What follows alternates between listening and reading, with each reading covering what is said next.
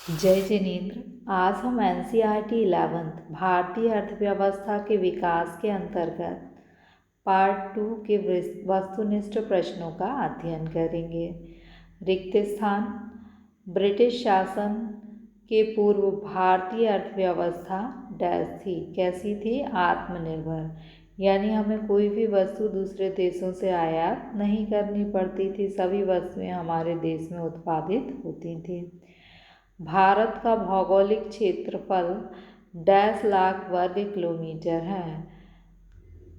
32, 87, 269। जैसे telephone number याद करते हैं उस तरीके से आप याद कर सकते हैं। ब्रिटिश शासन के समय भारतीय अर्थव्यवस्था का हुआ। अंग्रेजों ने हमारी अर्थव्यवस्था का क्या किया था? शोषण। और ब्रिटिश शासन के समय भारतीय अर्थव्यवस्था का ब्रिटिश शासन के समय भारतीय अर्थव्यवस्था का शोषण हुआ। भारत में स्वतंत्रता के समय डैश क्षेत्र पर जनसंख्या की निर्भरता न्यूनतम थी। मतलब किस क्षेत्र पर में जनसंख्या सबसे कम निर्भर थी, सबसे कम काम करती थी? विनिर्माण क्षेत्र में। भारत में बिजली उत्पादन सन डैश के करीब प्रारंभ हुआ। 1900 के करीब जो है भारत में बिजली उत्पादन प्रारंभ हुआ। स्वतंत्रता के समय डैश जनसंख्या कृषि क्षेत्र में संलग्न थी। 72% जनसंख्या जो थी वो कृषि क्षेत्र में संलग्न थी। 70 से 75 के बीच में कोई भी डाटा है आप उसे सही कर सकते हैं। भारतीय अर्थव्यवस्था के निर्यात व्यापार का मूल्य 47-48 में कितने करोड़ रुपए था? 403 करोड़ रुपए। 4 से 1 कम कर दो 3, 403। सन डैश में नहर परिवहन के लिए खोल दी गई। कौन सी नहर परिवहन के लिए खोल दी गई? स्वेज। सन 1869 में स्वेज नहर। नहर का मतलब किस नहर से है? स्वेज नहर परिवहन के लिए खोल दी गई। सन 1869 में स्वेज नहर परिवहन के लिए खोल दी गई। सन 1921 के पूर्व भारत जनांकीय संक्रमण की डैश अवस्था में था। जनांकीय संक्रमण की प्रथम अवस्था में था, क्योंकि 1991 के बाद निरंतर जनसंख्या में वृद्धि हुई और इससे पहले जनसंख्या में कम थी, इसलिए प्रथम अवस्था में था। जन्म दर भी कम थी और मृत्यु दर भी कम थी। भारत में प्रथम जनगणना सन डैश में हुई। 1881 में प्रथम जनगणना हुई। भारत में पहली रेलगाड़ी मुंबई से डैश तक चली, ठाणे तक चली। डैश में इंडियन पोस्ट ऑफिस एक्ट बना 1898, 1898 में। भारत में 1951 में साक्षरता दर डैश थी 18.3।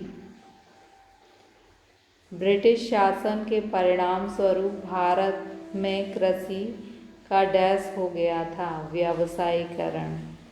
अंग्रेजों ने भारत की जो निर्वाह कृषि थी, पहले खाद्यान्न की खेती होती थी और अंग्रेजों के आने के बाद व्यावसायिक फसलों की खेती होने लगी, तो उसे हम क्या कहने लगे? व्यावसायीकरण। जैसे नील की खेती, कपास की खेती।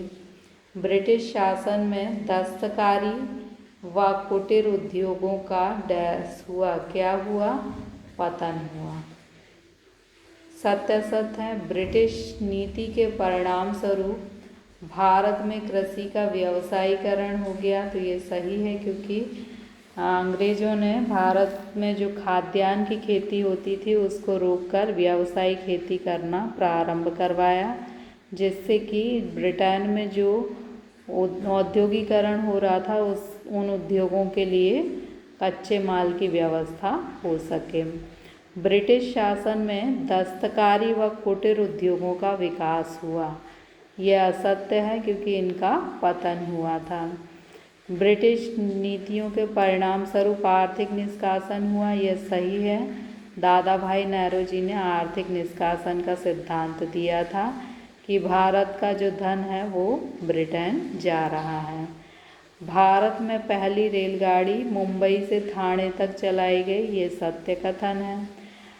कोयला गैर परंपरागत ऊर्जा का साधन है, यह असत्य कथन है। गैर परंपरागत यानी जो पहले से उपयोग में नहीं आ रहे थे, नई हमने अभी खोज की। जैसे पहले कोयला पहले से परंपरागत ढंग से उपयोग में आ रहा, लेकिन सौर ऊर्जा क्या है, गैर परंपरागत ऊर्जा का स्रोत है। विकसित अर्थव्यवस्था कृषि पर आधारित होती है, यह असत्य है, क्योंकि विकसित अर्थव्यवस्था जो है वो सेवा क्षेत्र पर आधारित होती है, ना कि कृषि पर।